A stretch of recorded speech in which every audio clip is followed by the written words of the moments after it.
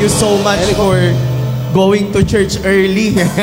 Ayan. So, maabutan po natin ang praise and worship. Tama po ba? Andyan po ba kayo?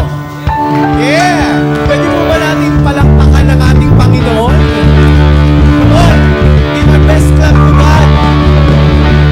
And God, we thank you to this place, oh God. Nagpapasalamat po kami, Lord God, sa lugar na to. And Lord, yung puso po namin punong-puno ng pananambahan sa iyo, Lord God. We will give our best.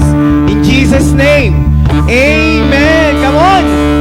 I've been washed in the water, washed in the blood. I'm as good as you. Oh, hallelujah. I've been washed in the Come on, let's sing that out. washed in the blood, all because of you. Oh, hallelujah. I've been washed in the water, washed in the blood. I'm as good as you. Oh, hallelujah. I've been washed in the water, washed in the blood, all because of you. Oh, hallelujah.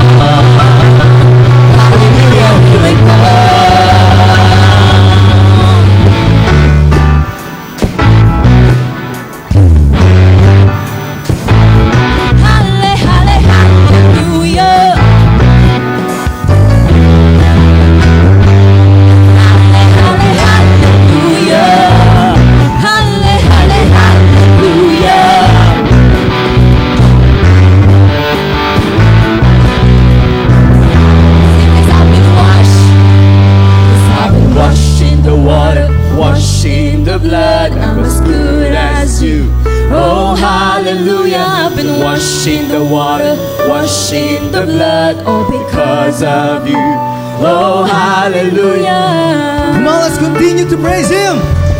Here we go. Hey. Come on, that's it.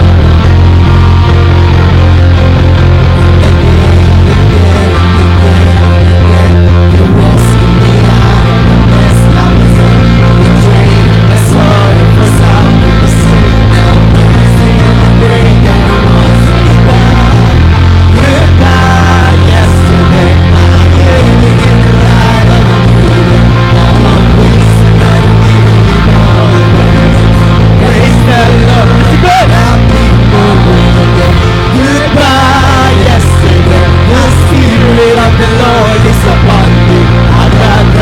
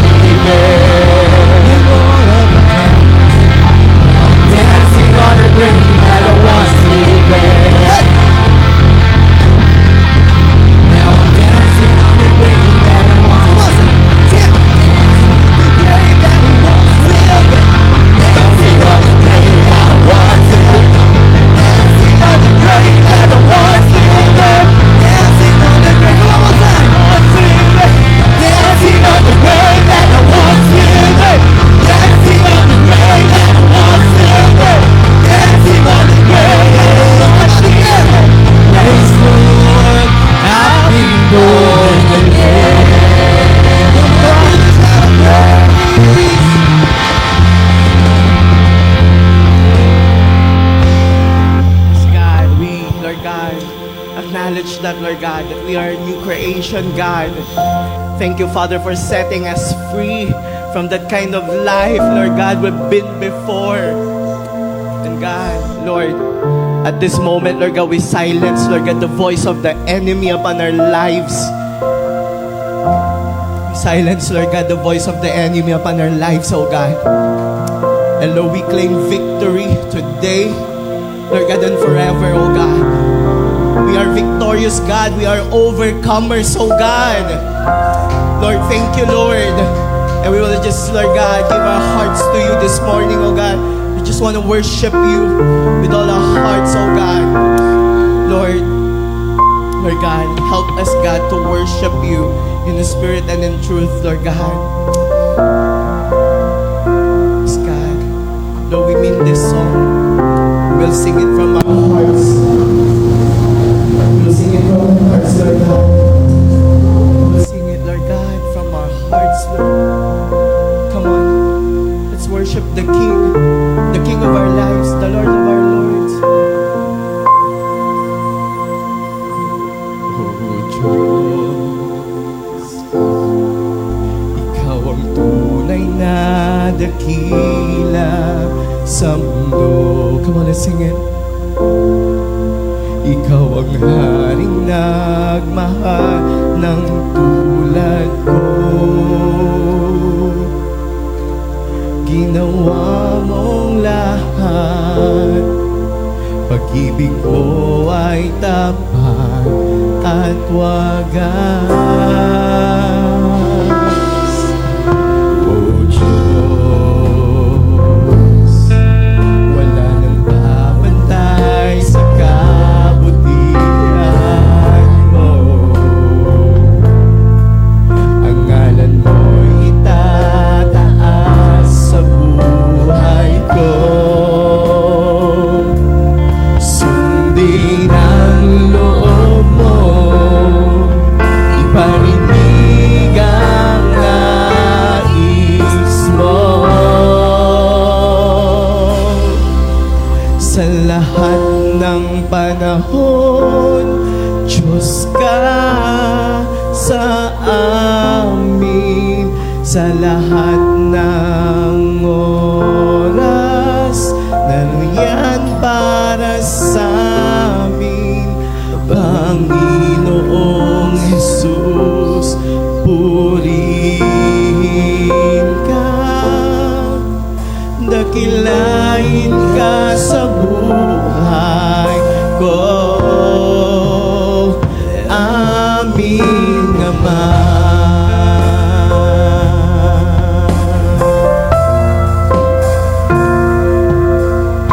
Oh Diyos, come on, let's sing it. Ikaw ang tunay na dakila sa mundo. Ikaw ang hari. Ikaw ang haring nagmahal ng tulad ko.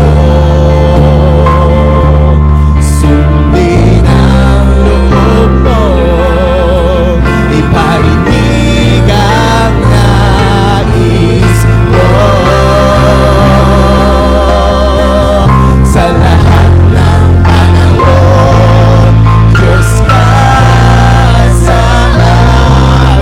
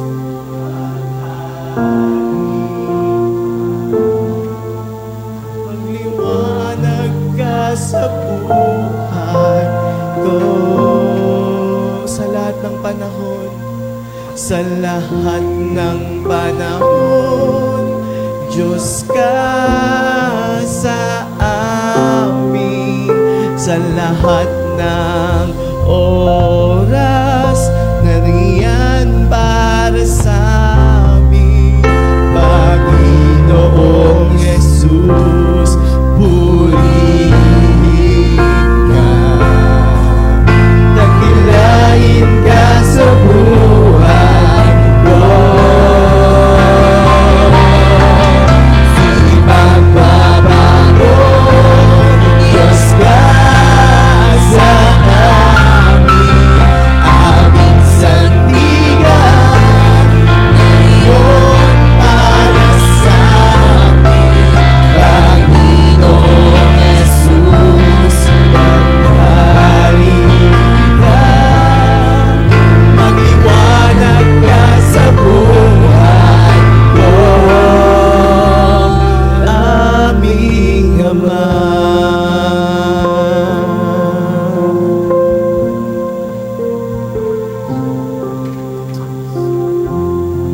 Yes, God. We recognize you, God, in our lives. You are our God. You are our faithful God. Thank you for loving us, God, unconditionally, God. Thank you, God. Thank you for the opportunity, Lord, that we can surrender our lives once again at your feet. And we will be forever grateful, God, for that love you have given us, Lord Jesus. Lord, salamat sa katapatan mo sa aming lahat, Panginoon. Salamat. Salamat. Salamat sa pag-ibig mo. Thank you, God. This is our prayer in Jesus' name. Amen. Palakpakan po natin ang Panginoon. Ayan. So bago po tayo maupo, tayo po ay magbatian. Tara po. Come on. Libot po tayo. Batiin po natin ang isa't isa. Come on.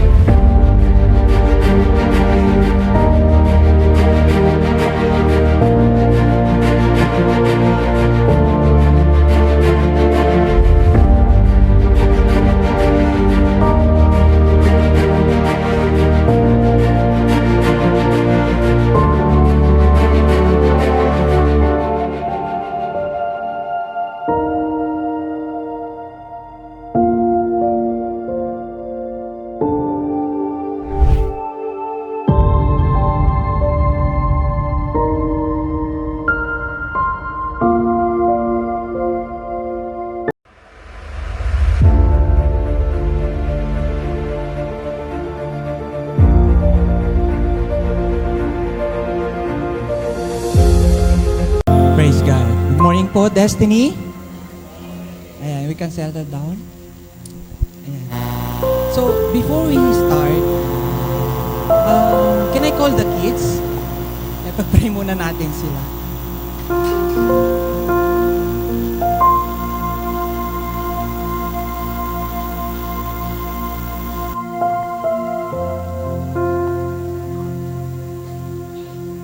Sige. Dito lang kayo, dito lang.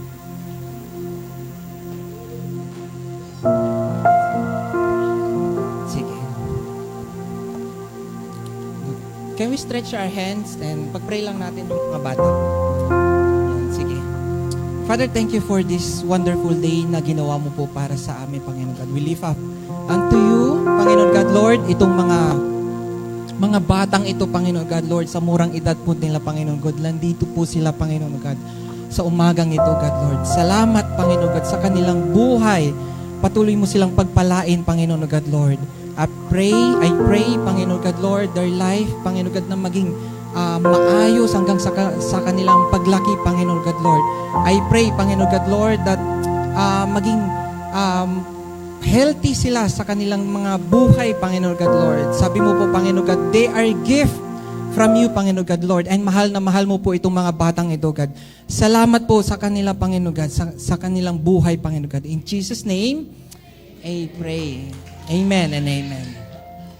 God, praise God. So, before I start, pwede ko po malaman kung meron po ba tayong mga first-timers ngayong umaga joining us for the very first time. Meron po ba?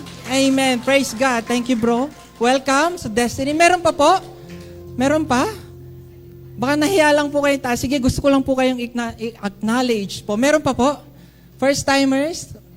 Second-timer po. Meron? Welcome, bro, again. Salamat. Third-timer? Meron pa? Meron? Fourth-timer? And of course, sa mga end-timer po natin. Praise God. Can we give a clap more to the Lord? Amen. So, sa mga first-timers po, no, baka nagtataka kayo, bakit Destiny po yung pangalan po natin? Because we believe on that word. We believe on destiny. Tama po ba?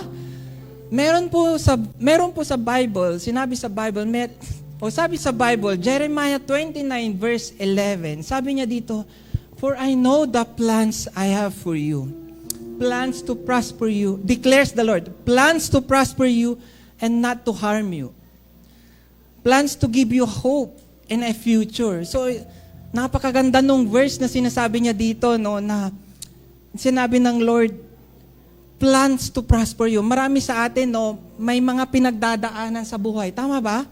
And hindi natin alam, minsan sobrang bigat, bakit natin dinadanas yung ganito, no, mga trials sa mga buhay natin. Hindi lang po kayo nag-iisa, pero meron, yun nga, yung sabi ng Lord dito, plans to prosper you. Plano daw niya tayong pagpalain, hindi lang sa mga pera, sa wealth, but of course, yung spiritual na buhay din natin. Tama ba?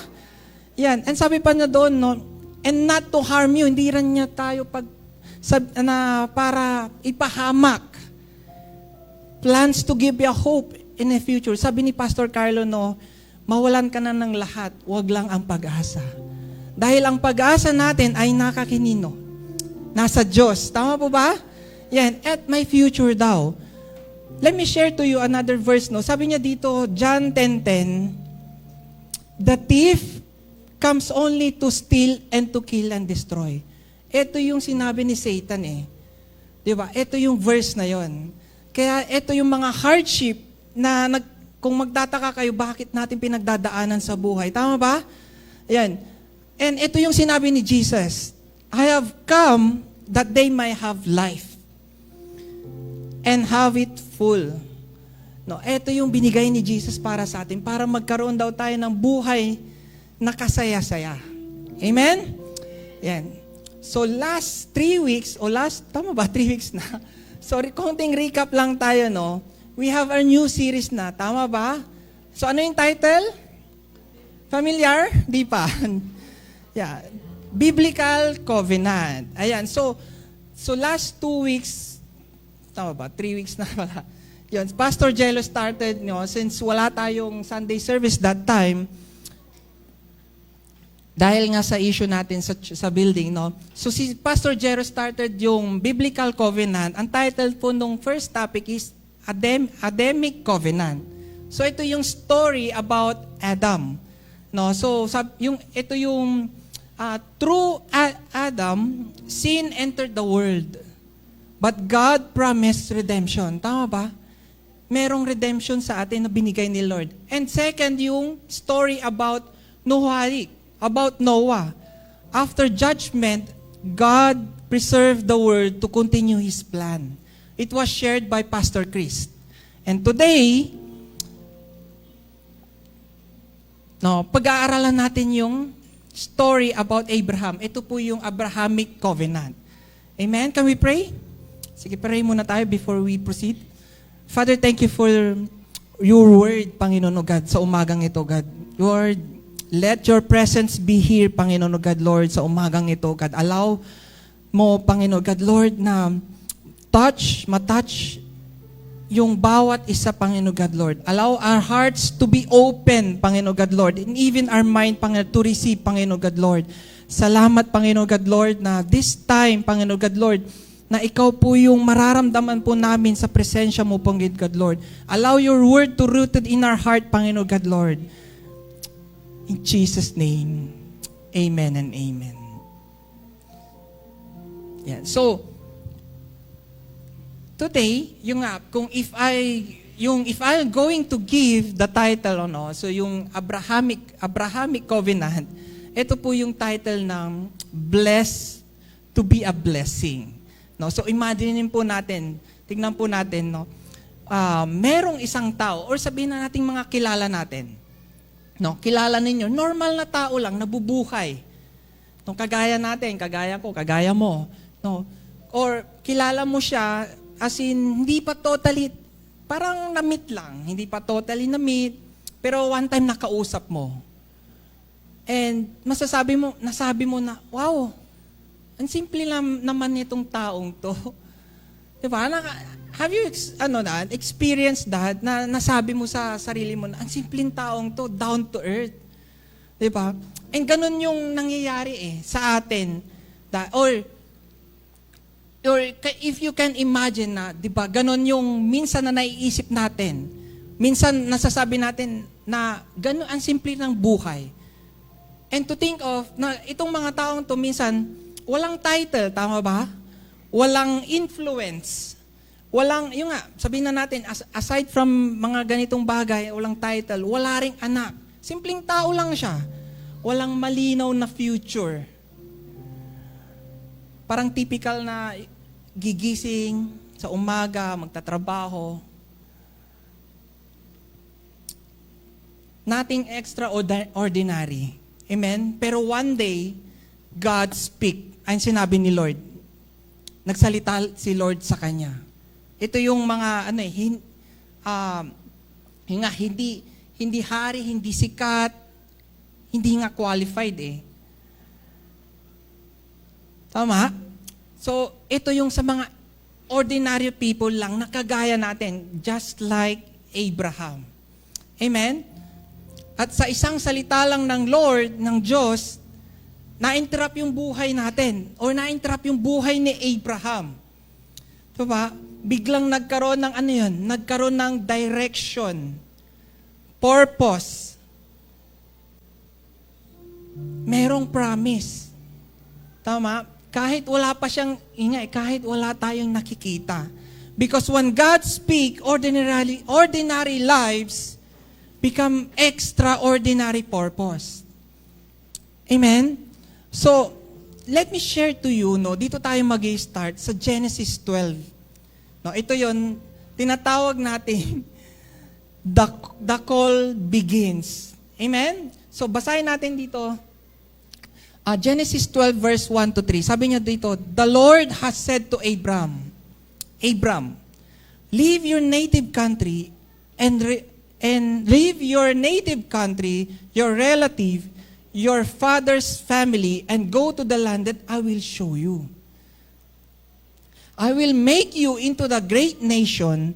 I will bless you and make you famous. And you will be a blessing to others. So, ang ganda no? Magiging blessing daw tayo sa ibang tao. So, verse 3, I will bless those who bless you and curse those who treat you with contempt. And all the families on earth will be blessed through you. Amen? So, sabi ng Lord dito, leave everything you know. Iwan mo daw lahat ng alam mo. So, go somewhere I will show you. Karamihan sa atin, pag tinanong, diba, agad minsan na pag ganito yung sitwasyon natin na pumunta ka sa ganito, ang sagot natin, Saan? Tama ba? Minsan nga, utusan ka nga ng magulang mo na bumili lang sa tindahan. Saan? Tama ba? Saan ako bibili? Minsan, ang simple na lang, di ba? And even kami as a family, alam namin aalis kami. Pero ang tanong, kailan? Di ba? Walang kasiguraduhan. Wala pa eh. Yun.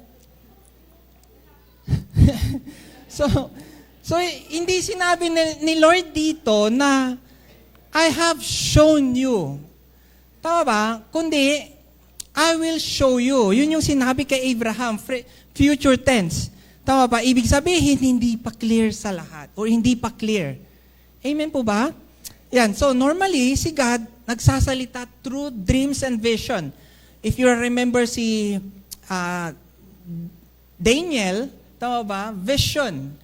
Nag-speak si Lord sa vision and dreams and vision. Diba? Ito naman wala pa. No? And can you imagine that na sasabihan ka lang ni Lord ng ganon, tapos hindi mo alam kung saan ka pupunta. Diba? So, ano yung ginawa ni Abraham dito? Nag-obey lang siya, umalis siya. To think of na ang hirap nung sitwasyon na yon. Tama ba? Na kung titignan ninyo, kung sinabi ni Lord, pumunta ka sa ganito na lugar. And hindi natin ma-imagine kung ano yun. Kahit today, sabihan ka nun, hindi mo rin alam kung saan ka pupunta. Imagine ninyo, walang mapa. Walang timeline. Tama ba? Wala pa nga Google that time eh. Di ba? Walang Waze. And dito walang backup plan si Abram. Amen? So hindi lang siya yung nag-step out, nilakad niya talaga. No? Kahit hindi niya alam kung saan siya pupunta. So yung iba sa atin, alam na natin minsan yung sinasabi o yung instruction, hirap pang sumunod eh. Diba? And hopefully hindi po tayo ganun, makasunod tayo agad. Amen? Ayan, so, alam niyo po ba kung gaano kalayo yung nilakad nung family ni Abram sa kanong mga servant nito? No, I can imagine, if we are going to imagine nito from Haran to Canaan o Kanaan na tinatawag nila around 1,600 to 1,800 kilometers. So dito, if you can imagine, no, kung gaano kalayo to, yung siguro yung paan ni Abraham dito, at Abraham puro kalyo, no, maalikabok, mahaba na siguro yung kuko niya dito. No, yung ganun kalayo yung nilakad niya. So if you are going to convert this yung itong time na to from days or months, 2 to 3 months, walang guarantee. Naglalakad pa rin sila. Pero anong ginawa ni Abraham? Nagpatuloy lang siya. Sumunod lang siya. So ano yung pinanghahawakan dito ni Abraham? Yung faith. Tama ba? Sustained faith at yung word ni Lord na binigay sa kanya yung binigay ni Lord kay Abraham. So in Genesis 12, ito yung tinatawag nga na the call, no? Hindi natin alam kung gaano katagal yung journey, pero nagtuloy-tuloy lang si Abram sa paglalakad. Tama ba? Yun. At habang naglalakad sila, eto na yon. Dumating yung panahon na paghihintay naman nila. So in Genesis 15, titignan natin ito, no? Ito yung tinatawag na the covenant. Genesis 15 verse 1 to 3. Sabi niya dito, sometime later, ito na yung nangusap si Lord sa kanya. The Lord spoke to Abram in vision. So ito na ngayon, meron ng vision. Tama ba? Kanina wala eh. Pumunta ka lang sa ganito. That I will show you. Pero ngayon, nagsalita si Lord, meron ng vision and said to him, do not be afraid, Abram, for I will protect you and your reward will be great. So can you imagine kahit sino, no, kung titignan natin, kung pinapunta tayo sa pinapunta tayo sa unfamiliar place, matatakot tayo, tama ba? So ganito yung nangyayari kay Abram. No, feeling ko natatakot siya, hindi niya alam yung gagawin niya, pero sinabihan siya ni Lord na do not be afraid. Amen? In verse 2, but Abram replied, "O sovereign Lord, what good are all blessings when I don't even have a son? Since you have given me no children, Eleazar of Damascus, a servant in my household, will inherit all my wealth. You have given me no descendants of my own, so one of my servants will be my heir." So, dito, lumipas yung mga taon, no, kung titignan natin, wala pa ring anak si Abram. Tama? Wala pa ring fulfillment. Nagsalita na si God dito, pero think of na ito nga parang feeling ko 10 years pa bago ma-fulfill. At ngayon, nagtatanong na si Abram. Sabi niya dito, "Lord, nasaan na yung promise mo sa akin?" Tama ba? Kahit sino, kahit ganong panahon, kahit ganon yung sitwasyon mo ninyo sa tagal, minsan tayo nga weeks pa nga lang months. Nagko-complain na tayo, tama ba? Pero ito, valid yung tanong ni Abram. Amen? Lord, anong saysay nitong ginagawa namin? O ginagawa ko kung wala akong anak? Amen? So in verse 4, verse to 6, sabi niya dito nagsalita si Lord. Sabi niya dito, "Then the Lord said to him, 'No, your servant will not be your heir, for you will have son of your own who will be your heir.' Then the Lord took Abram outside and said to him, 'Look up into the sky and count the stars if you can. That's how many descendants you will have.' And Abram believed the Lord. And the Lord counted him as righteous because of his faith." No, sabi ng Diyos, tumingin ka sa langit. Tingnan mo tumingin ka sa langit at tignan mo yung mga stars. And sino sa inyo, na-try nyo na to? Diba? Ako mismo, no, after namin mag-dinner, dahil maaga rin kami nagdi-dinner, 6 or 6:30, meron na rin, may mga stars. At sa sobrang dilim sa amin, and kasama ko yung mga, nakaupo ako sa labas, kasama ko yung mga pusa. Nakaupo kami doon. Yan. So, ako minsan, 5 to 10 minutes minsan, no, nakatingala talaga ako doon. Sobrang ganda. And I can imagine na ganun yung pinakita ni Lord kay Abram. Tama ba? Bilangin mo yung mga stars. Tignan mo. Binilang nyo na ba? Nagbilang na ba kayo? Di pa.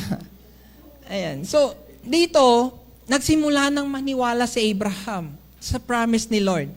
No, listen to this. Tingnan natin to, no. There is power in believing. Tama ba?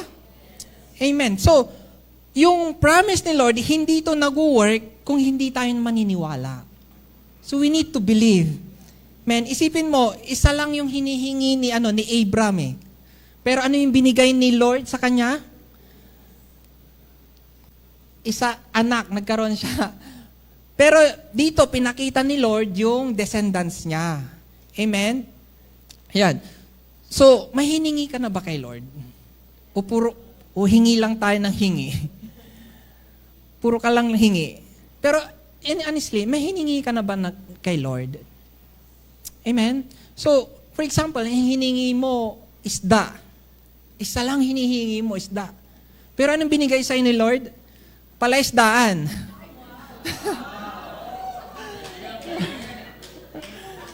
Sana ba? Hiningi kang baboy o pig. Piggery pala binigay ni Lord sa'yo. Amen? Ganun pala si Lord. Amen? So, hindi lang pala isa yung binibigay ni Lord, no? Pagkos, sobra-sobra yung binibigay niya sa atin. Pag nanghihingi tayo. Amen? So, ano yung gagawin natin? All we have to do is to believe. Tama ba? So, sabihin mo nga sa katabi mo, believe. Sikuhin mo. Hindi. Believe. Amen? Yan. There is power in believing. When God gives promise, we have to believe sa promise ni Lord. Amen? Yan. So ngayon, ito na yung covenant. Ito yung may kakaibang nangyari. In Genesis 15 verse 9 to 10, he said to him, "Bring me a heifer, 3 years old, a female goat 3 years old, a ram 3 years old, a turtle dove, a young pigeon." So bakit 3 years old? Dahil ito yung tamang age na para sa offering. Tama, matured, walang bantaw doon, spot. And verse 10, he brought him all this, cut them in half, and laid each half over against the other. But he didn't cut the birds in half. So kung titignan natin, no, ito yung picture. Wala yung picture. Ayan, so yun yung picture natin, no. So kung titignan natin, ganyan yung pagkakalatag,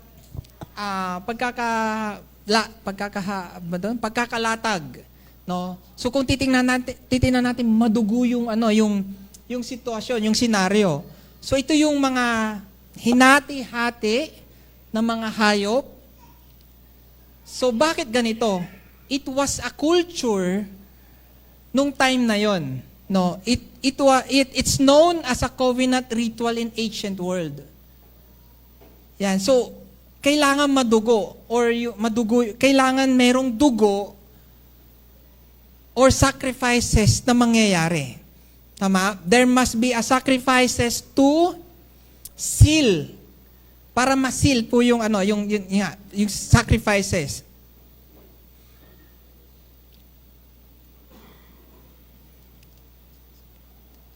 So, ano pong ibig sabihin nito? Meaning, pag ma-break yung covenant, yun nga, yung ginawa nila Abraham and ni God, pag ma-break yung covenant, isa sa kanila o isa doon mamamatay. Amen? So, ganun kahalaga yung covenant. Amen? Sino sa inyo gusto nyong gawin ito mamaya? Hindi. Tapos na po tayo sa ganito. Sa Old Testament po ito. Amen? Binigay na ni Lord yung si Jesus para, yun nga pagbayaran, kukunin yung mga kasalanan natin. Pinagbayaran na ni Jesus. So, hindi na po natin kailangan to. Amen? Yan. So, in verse 17, sabi niya dito, when the sun had gone down and it was dark, behold, a smoking fire pot and a flaming torch passes between these pieces. No? So, ito yung mga nangyari. Hindi dumaan si Abraham dito. Yan, yung sa gitna. Nandyan daw yung presence ni Lord. Amen? So, in verse 18, tingnan natin. On that day, the Lord made a covenant with Abraham, saying, "To your offspring I give this land, from the river of Egypt to the river of Euphrates." So, ibig sabihin, hindi nakadepende kay Abraham yung covenant. Amen? God is saying sa atin, God is saying kay Abraham na, Abraham, ako na yung sasalo neto. I will carry this covenant, even you fail. Okay? So, ganun pala si Lord, no, sa atin. So, ganun kamahal ni Lord si Abraham. So, kanina, sinabi ni Lord, di ba, kung titingnan natin, babalikan natin, go to the land that I will show you. At ngayon, eto na yon. Nandun na pala si Abraham sa land na promise ni Lord sa kanya. Ano yung nangyari? Hindi niya namalayan. Nandun na pala siya, nakarating na pala siya doon. Ito yung tinatawag na Canaan. Di ba? From Haran to Canaan. Yan. So, hindi niya namalayan dahil ano yung ginagawa ni Abraham? Nakafocus lang siya sa pag-obey niya kay Lord. Amen? And I hope na ganun din sana tayo. We are focusing sa binibigay lang sa atin ng instruction ni Lord. Tama ba? Kahit ano man ang mangyari, may mga trials and problems tayo, nakafocus lang tayo kay Lord. So in Genesis 17, eto na ngayon. Yung the covenant defined. So dinidefine na dito ngayon. So years later, God speak again. In Genesis 17, 1-2, sabi niya doon, when Abraham was 99 years old, the Lord appeared to him and said, I am God Almighty. Walk before me faithfully and be blameless. Verse 2, then I will make you covenant between me and you and will greatly increase your numbers. So here is God faithfully reminding us who God is. Tama ba? Unti-unti na ngayon naiintindihan ni Abraham yung promise ni Lord sa kanya. From Genesis 12 to 17, pilit na palapit ng palapit yung mga pangako ng Lord sa kanya. So anong nangyari next? Ano yung next dito? In Genesis 4, verse 4 to 5, as for me, this is my covenant with you. So ito na yung covenant ni Lord kay Abraham. You will be the father of many nations. No longer will you be called Abram. Ito na yon, Abram. Your name will be Abraham. May H. For I have made you father of many nations. So si God pala ang unang nag-establish ng Philippine Statistics Authority. PSA.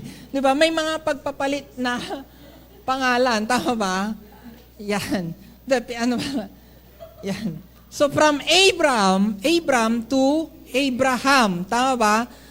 So ano yun ibig sabihin nun? From exalted father, from exalted father to father of many. Ito yung father of many nation. So, God changes His identity before His promise is visible. So, ibig sabihin, the covenant changes your identity before it changes your circumstances. Amen? So, babaguhin ka muna ni Lord. Babaguhin muna tayo ni Lord bago niya i-reveal yung destiny mo. Amen? So He prepares you for the promise. Yung struggles, trials, preparation pala yun sa mga blessings and promises ni Lord para sa atin. Last Tuesday, sobrang dahil nga parang minsan nagkaka-anxiety ako. Very real. And alam naman natin kahit sino, 'di ba? Eh, pag may mga pinagdadaanan tayong hardship, 'di ba? Sobrang hirap. And wala akong malapitan. Tama ba? Ganun na lang. Pero thank God kasi yun nga, meron tayong mga pastors, 'di ba? Na hindi naman natin minsan, hindi nga natin pwedeng i-open up na lang sa ibang tao eh. Pero sila, yun. Dahil nga yung open yung heart ko kay Pastor Chris, kausap kaming dalawa. Amen? Heart to heart. Yun yung maganda sa mga natin eh. Kahit alam mong wala kang minsan na pupuntahan, we have a pastors na malalapitan. And yun yung maganda doon eh, na parang, ang ginawa na lang niya, pinag-pray niya ako, para lang at least, yun nga, yung comfort. Diba? Yun yung maganda sa mga leaders and pastors natin. So, if you have a problem, hindi sa inuman. Tama ba? O mong ilabas yung hinaing mo sa inuman.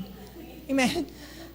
Saan? Kundi open up sa mga leaders and pastors niyo para ipag-pray nila kayo. Tama? Yan. So, minsan dito, marireveal na yung destiny mo kapag nandun na tayo sa sitwasyon na doon.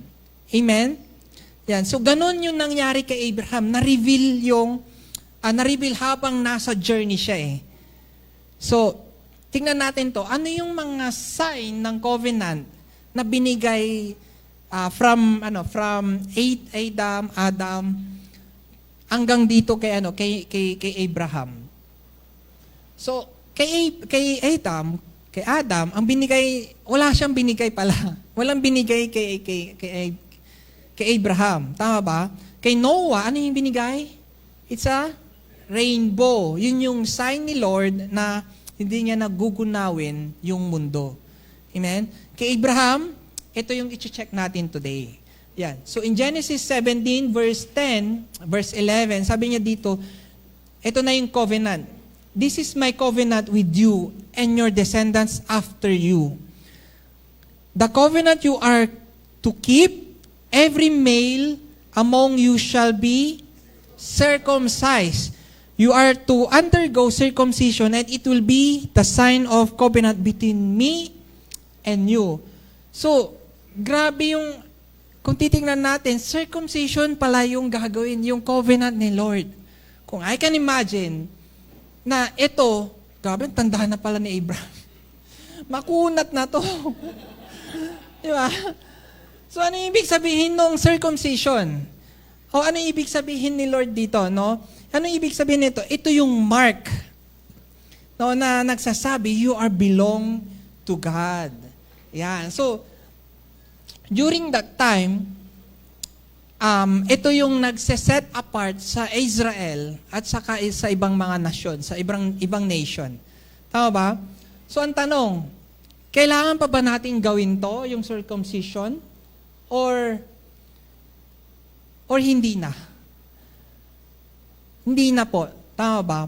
Ito yung old ways na binigay ni Lord sa amin. Itong New Testament, may tinatawag tayong circumcision of heart. Yan. So, Romans 2:29, sabi niya doon, but a Jew is one inwardly, and circumcision is a matter of heart. By the Spirit, not by the letter. His praise is not from man, but from God. So, ang sinasabi ni Paul dito, hindi sapat na mukhang okay sa labas tayo. Ang importante daw, nagbabago sa loob. Amen? Yun daw yung circumcision of heart. Circumcision of heart is transformation.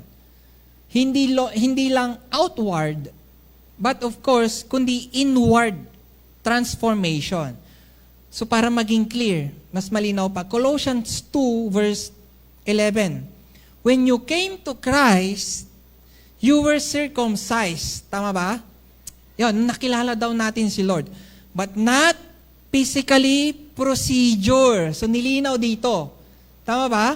Yan, Christ performed a spiritual circumcision. Ito yon. The cutting away of your sinful nature. Yun pala yun. So nung nakilala natin si Lord, kinat niya yung kasalanan natin. Yung pala yung circumcision. Amen? Yan. So, hindi na yung ginagawa ngayon. Tama ba? Hindi na yung pagtutuli. Summer ngayon. Amen? So, ngayon, ano nga ba itong Abrahamic Covenant? Ito po yung promise initiated by God, carried by God, fulfilled by God, and received by faith. Yan. So ito yung titignan natin. And when the covenant, and this covenant, hindi lang siya nagtapos kay Abraham. Tama ba? Hindi lang siya, yun nga, nagtapos kay Abraham sa Israel. But it reaches all the way to Christ hanggang kasama po tayo doon. Amen? So the Abrahamic covenant is amazing story, but how does it apply to us? Yun yung tanong. How does it apply to you personally? Yeah. So tingnan natin to. Let me share to you three points. How does it apply to us? No, so step number 1. Step out even when you don't see everything. Amen? Basahin natin Genesis 12, balikan natin, verse 1 to 3. The Lord, Genesis 1 lang, Genesis 12, verse 1. The Lord had said to him, leave your native country, your relative and your father's family, and go to the land that I will show you. Ang sinabi lang dito is, go to the land that I will show you. God did not give Abraham a clarity. Walang paglilinaw po yun. Hindi siya binigyan ng linaw kung saan siya pupunta. Ano yung binigay ni Lord dito? God gave Abraham a command. Hindi ito yung hindi explanation ang binigay, direction. Okay?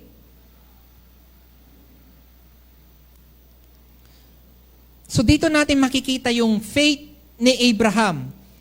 So faith is not, hindi niya sinasabing, I understand. Therefore, I obey. Hindi po yun. No? So ang sinasabi noon, faith is, I obey even when I don't understand. Amen? So kailangan natin mag-obey kahit na hindi pala natin naiintindihan yung pinapagawa ni Lord sa atin. Amen? Hebrews 11 verse 8, it was by faith that Abraham obeyed when God called him to leave home and go to another land that God would give him as his inheritance. He went without knowing where he was going. No, in the Voice translation, sabi niya dito, by faith, Abraham heard God's call to travel to the place he would one day receive as an inheritance. And he obeyed not knowing where God's call would take him. No, he obeyed not knowing that where God's call would take him. Hindi niya alam kung saan siya pupunta.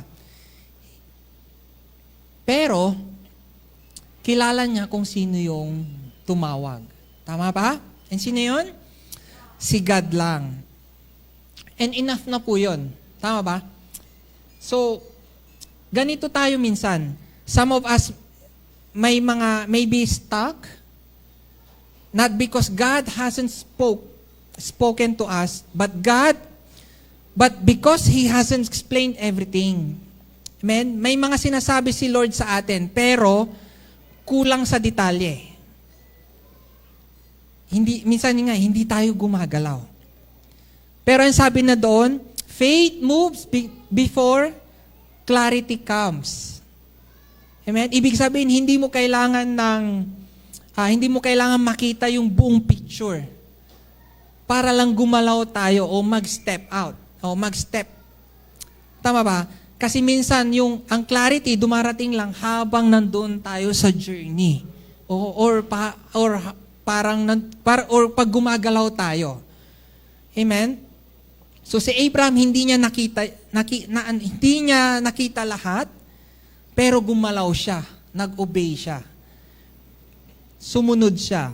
At doon nagsimula yung promise ni God sa buhay niya. So step out even when you don't see everything. Amen? Pangalawa, second point, trust that God will carry what He is started in you. Genesis 15 verse 17, sabi niya dito, after the sun went down and darkness fell, Abraham saw a smoking firepot and a flaming torch passed between the halves of carcasses. So anong ibig sabihin po nito? Yung sa covenant, this covenant does not rest on Abraham. Diba? Yung picture kanina na nasa middle si God.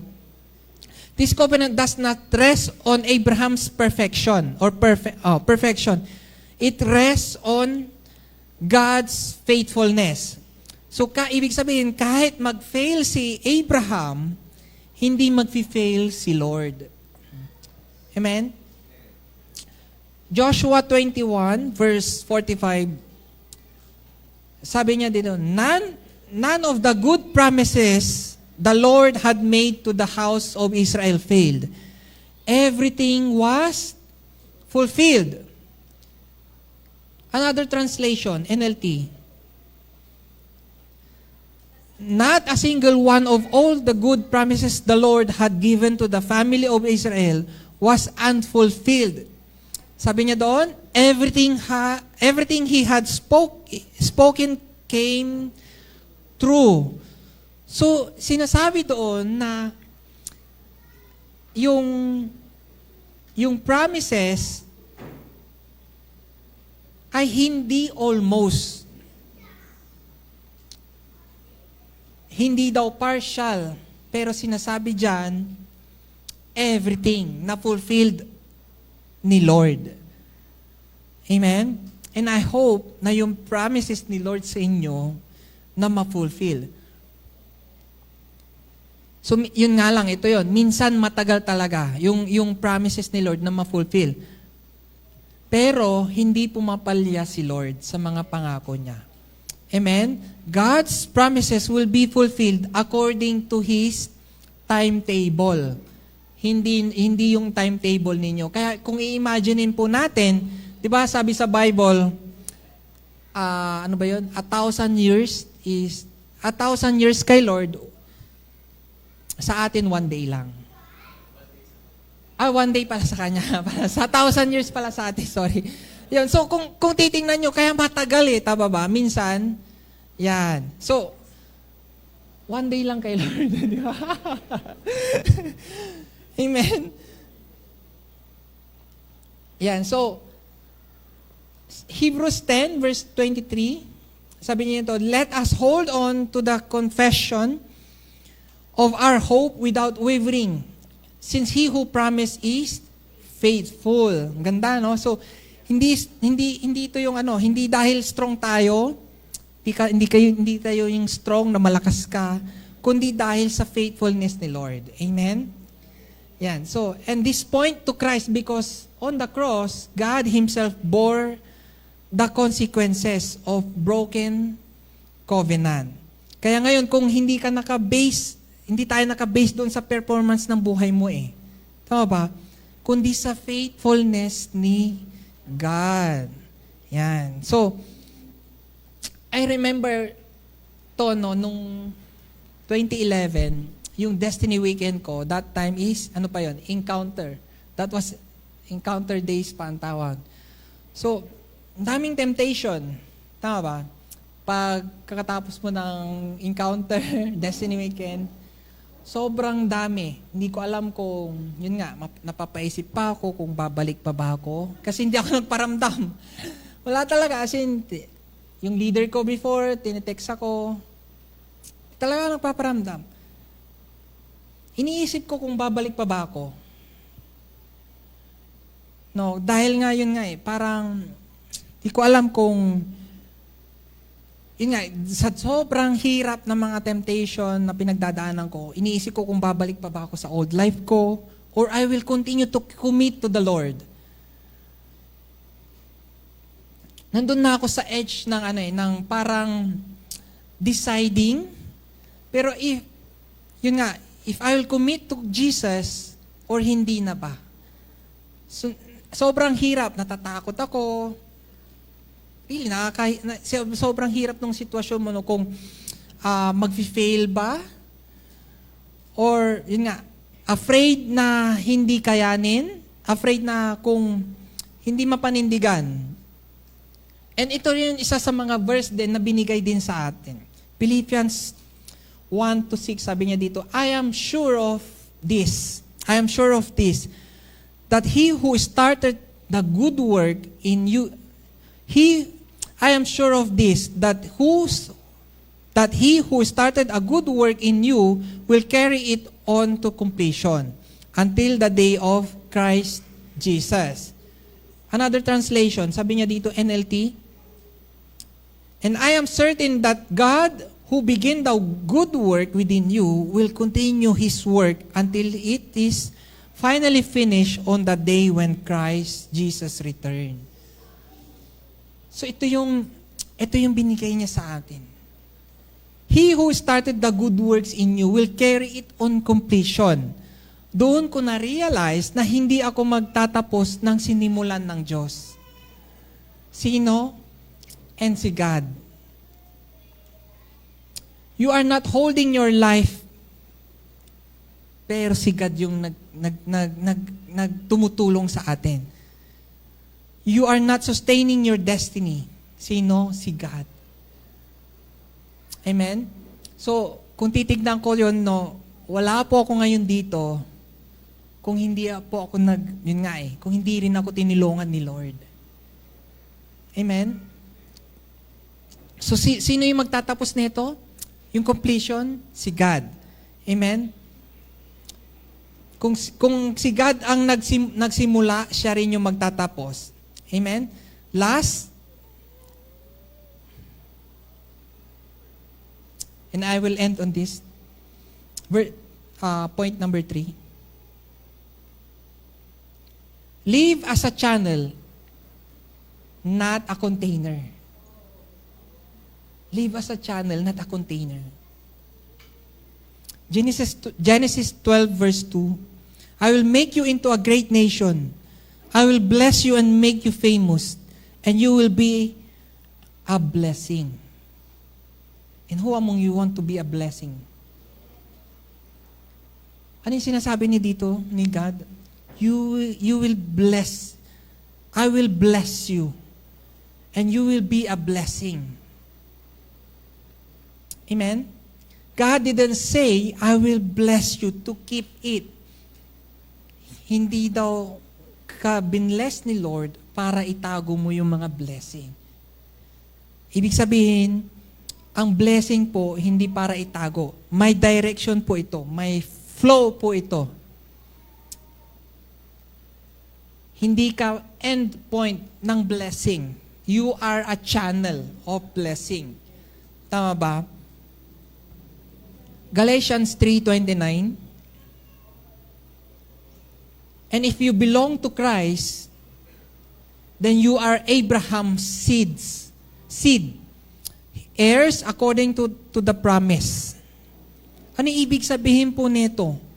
If you belong to Christ, you are Abraham's seed. The covenant flows through you. Sa atin pala nagflow yung covenant. If the blessing stop with you, you have misunderstood the covenant. Amen? So wag nating hayaan na mag-stop yung covenant para magtuloy-tuloy yung blessing. Your life is meant to bless others. God calls us to be a blessing. Amen? To be a salt and light. Matthew 5 verse 13. You are the salt of the earth, but what good is salt if it has lost its flavor? Can you make it salty again?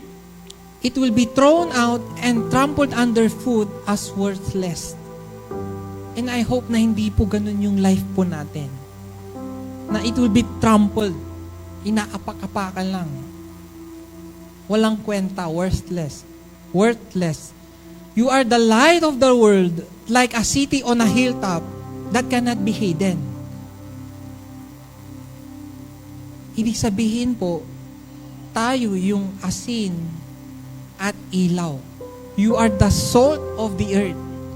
You are the light of the world. Ano nga ba yung salt? Salt means nothing among salt. Kung ilalagay natin yung magkakapareho, asin sa asin, ano yung mangyayari? Walang effect. Tama ba?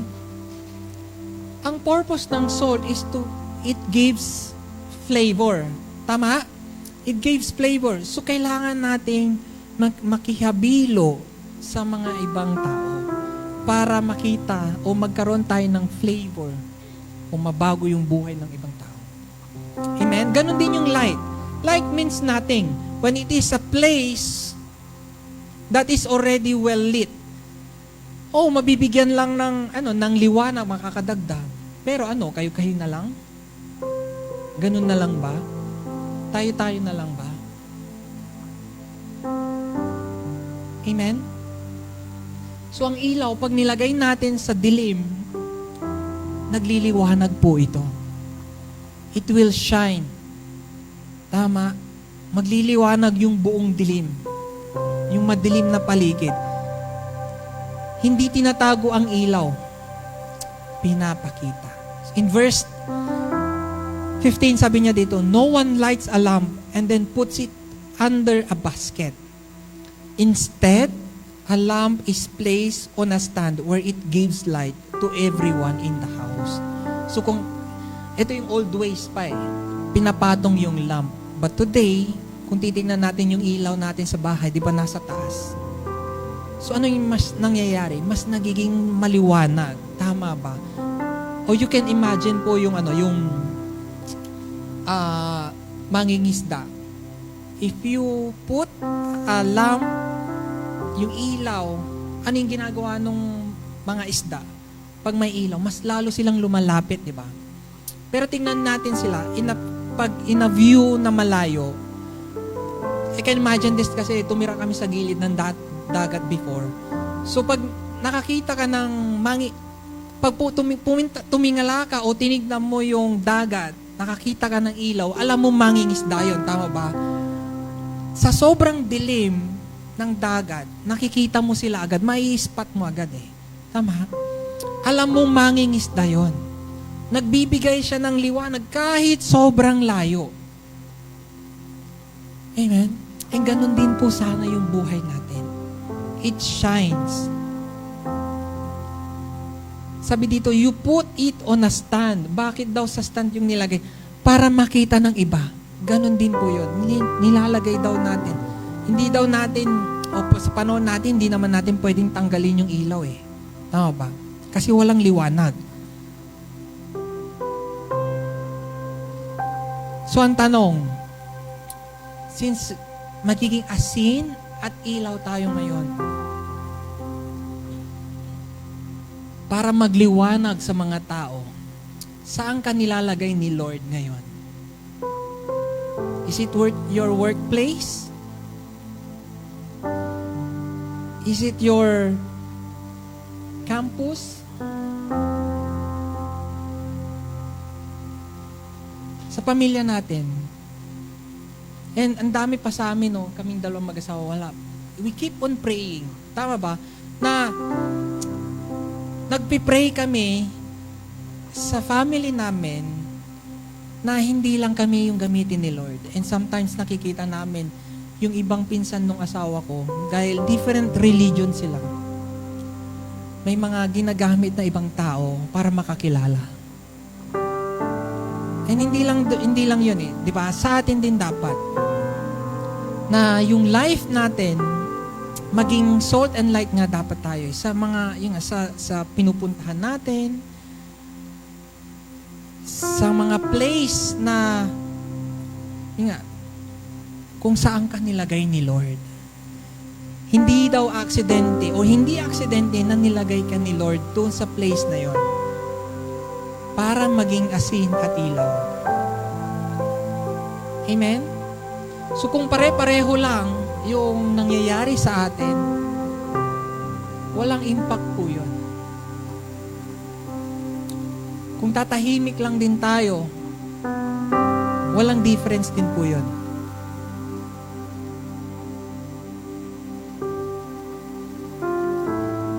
Then nawawala daw yung purpose sa buhay natin, sa buhay mo. Men, so tandaan natin, your life is not about you. Can we all stand up?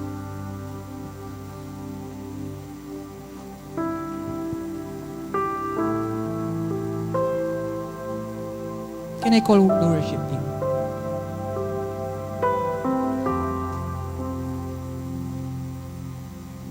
So yung buhay natin, hindi lang para sa atin. It's not about you. Marami pa tayong maaabot na mga tao. Tama ba? Tingnan lang natin yung mga paligid natin. Ito lang yung minsan sa atin, eh, di ba? Minsan parang wala tayong pakialam. But we need to continue to pray, to reach out.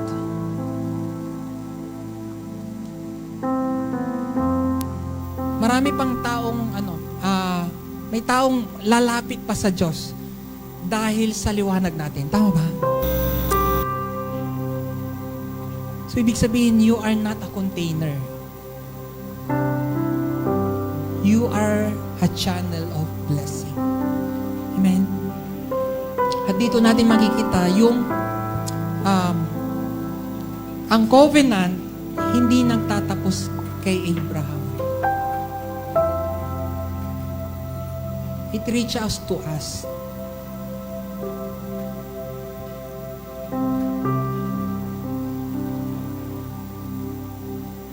So, nandito siya ngayon sa buhay natin. Amen?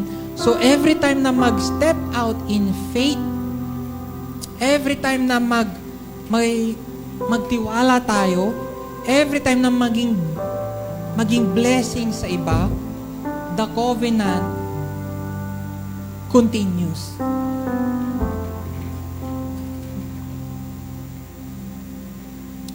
Bakit nagko-continue?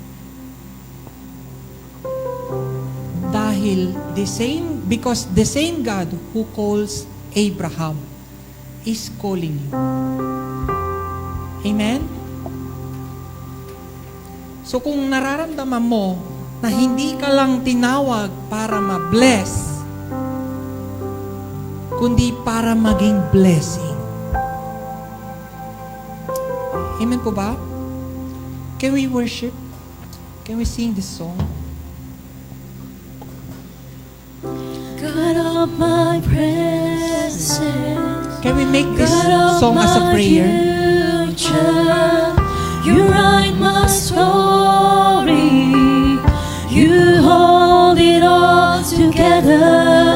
God of my Come on. presence, God Sing a of song. my future, Let's praise God. Let's you worship write God. my story, you hold it all together.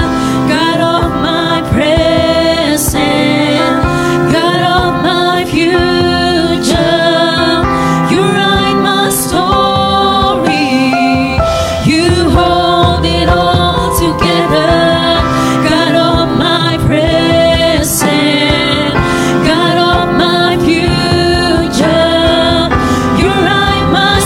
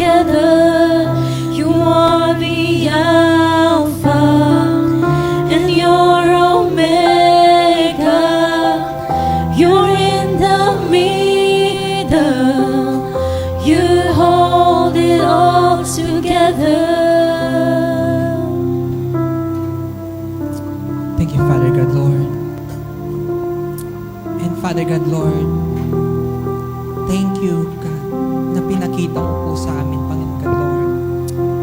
And we want to commit, Panginoon God, Lord, yung life po namin sa iyo, Panginoon God, Lord.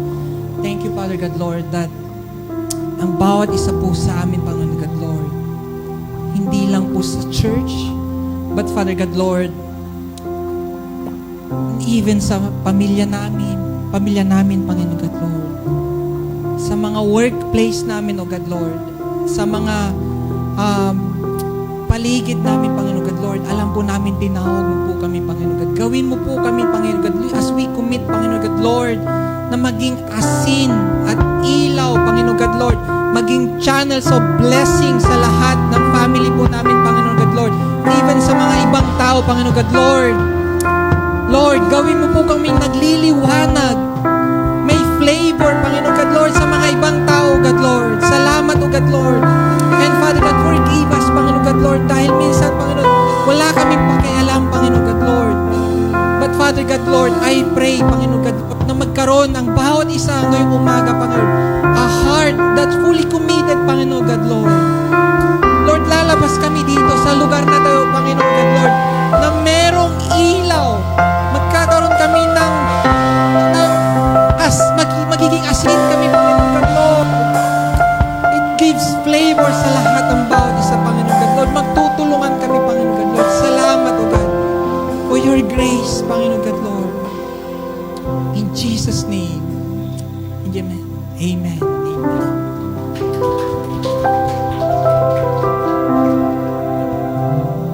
Can I call my wife?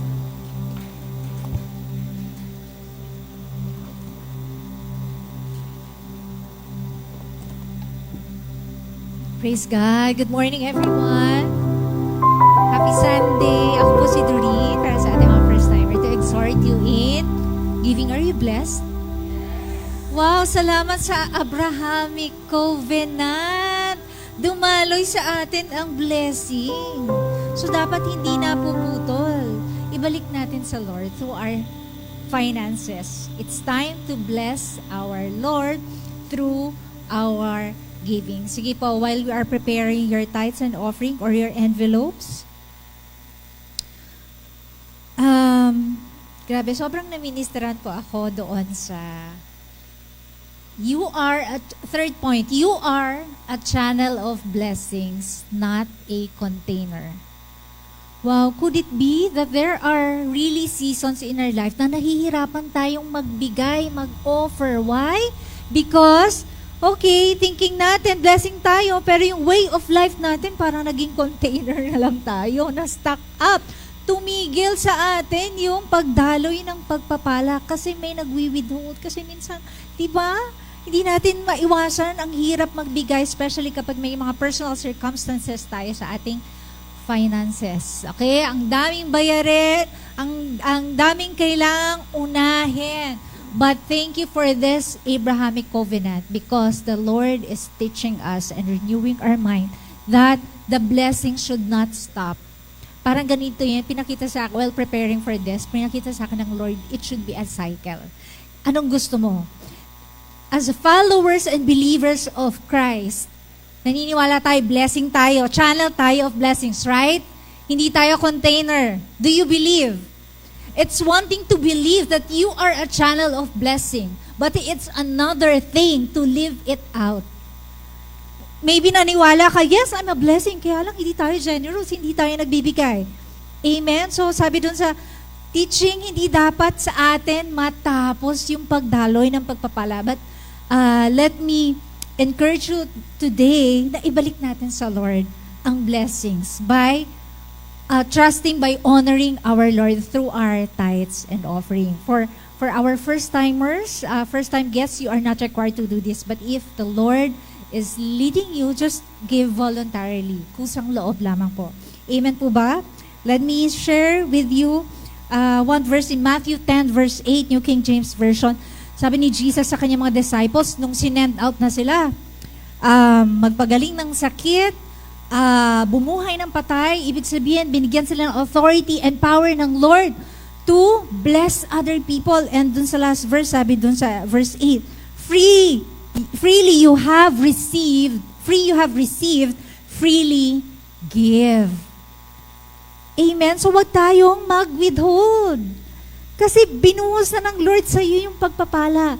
No matter how hard it is for you yung pinagdadaanan mo sa finances ngayon or sa family, may kanya-kanya tayong struggles or battle na pinagdadaanan, pero wag tayong mag-withhold because you know that you are a channel of blessings. And pag binalik natin sa ultimate source, yung blessings, pag binalik natin sa giver, sa ultimate giver, dadalo yung pagpapala kasi daluyan nga tayo eh. Anong gusto mo? Kanal ka? Gutter? Ilog? Or dagat? Anong gusto mo? Ewan ko sa inyo, ako gusto ko maging dagat. Amen ba? Parang ayaw nyo, hindi kayo masaya. Sige po, magsitayo tayong lahat. Before we give our offering, sige po, let's pray. Ama, maraming salamat po for the great word you have imparted to us, Panginoon. Thank you for changing us. Thank you for transforming us. And today, nawa po ay mabless namin kayo through our tithes and offering, Panginoon. We surrender every need of every family represented in this church. We surrender to you all the needs of this church, O God, and we declare blessings upon blessings sa bawat life group, sa bawat ministry of Destiny Church Calasiao. Father, we love you. We praise you in Jesus' mighty name. Amen and amen. Come on, Destiny, let's give.